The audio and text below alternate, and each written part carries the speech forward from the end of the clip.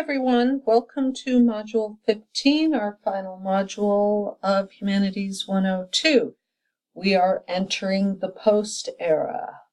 And by post, I mean postmodernism, postcolonialism, and poststructuralism, which you'll have to read about in your text. So first, we need to start with the backstory. As we learned in Module 14, there were great advancements in civil rights and feminist movements during the 1960s and 70s. And a lot of this came out of the civil rights movements started by African Americans and supported by a wide range of non-African Americans to ensure that people living in primarily the southeast portion of the United States would have equitable access to education, voting rights, and other things. And this leads then to the idea of civil rights and self-determination for people of color and non-heteronormative individuals. In other words, gay, lesbian, bisexual, transgender, non-binary, queer, etc. And we also have in the 60s and 70s a sexual revolution going on. And what do I mean by a sexual revolution? Prior to the 1960s, mainstream society felt that sex should be contained within marriage and that women should not have sex for enjoyment or non-reproductive purposes. And we had advances such as the birth control pill that gave women control over their reproductive life cycle so that they could choose when and if to have children. And these rights then lead to what is commonly called second wave feminism. First wave feminism was when women were trying to get the right to vote. We studied that earlier in class. And so second wave feminism is taking the rights of women much further. So issues around family, equality in the workplace, domestic violence and marital rape. And the second wave feminists started creating their own spaces, much as African Americans had created their own spaces. And these spaces included rape crisis centers, women's shelters for those who were being subjected to domestic abuse to have a safe and supportive place to live, books, bookstores, small social gatherings where women talked about their lives and what it meant to be a woman in culture and what they wanted to change about the culture. And there's two main things that I wanted to focus on in the lecture in second wave feminism. One is subjectivity versus objectivity. So objectivity is like a book. A book is an object. You can carry it around. You can move it from point A to point B whenever you, the book's owner, feels inclined to do so. You can drop the book. You can read the book. You can ignore the book. It's an object.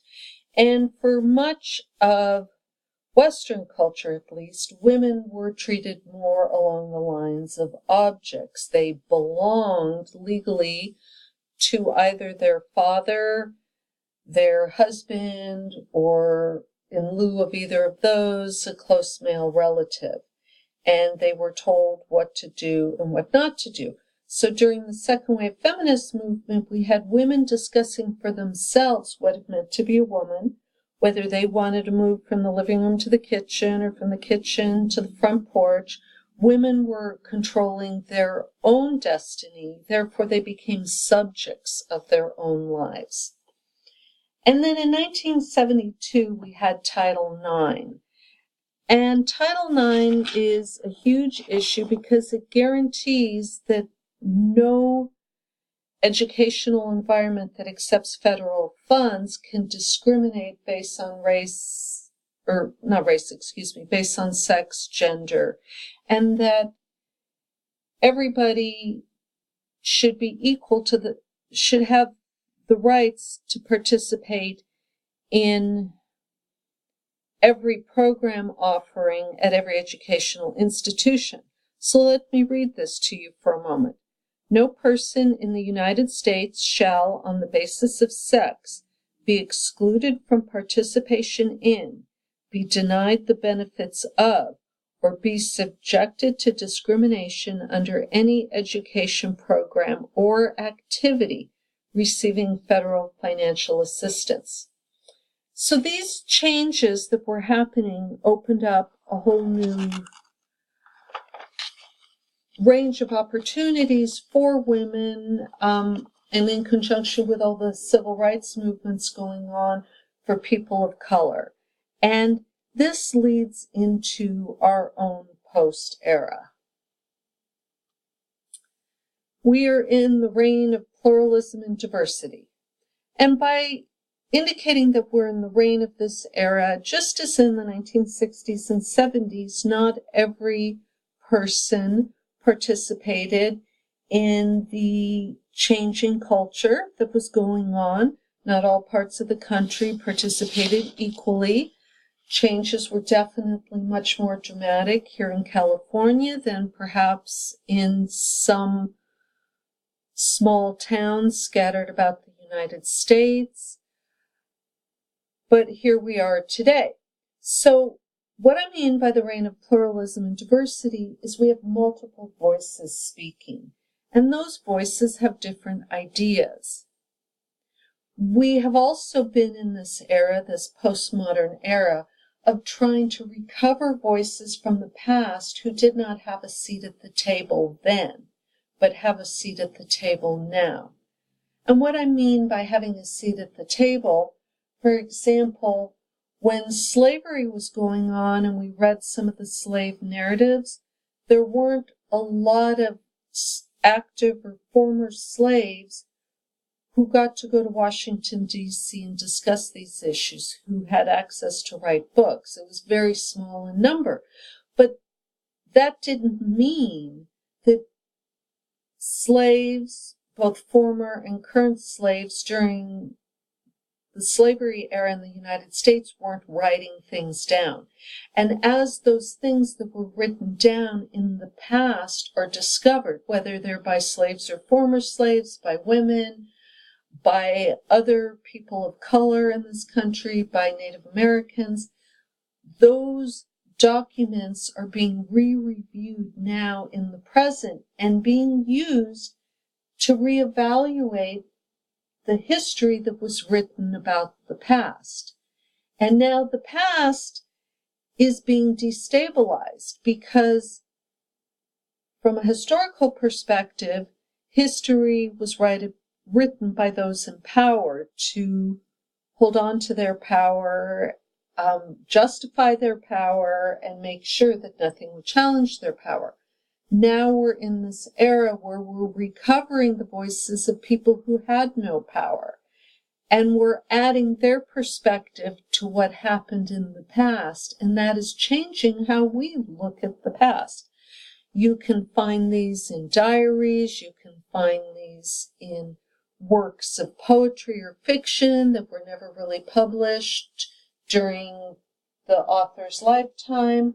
You can find this in paintings that were never considered important paintings during the author's lifetime, but now we look at those works of art differently. Another big point that rules during this era is theory becomes more important than content. In other words, when we talk about artistic creations, the theory that went into creating the work becomes equally important as the final product. Just let that think in again. Theory becomes as important or more important than the actual content. We've spent a lot of time in this class using theory and theorists and arguments, and that's because when you leave this class, you are living in this era, and you need to understand how important theory becomes.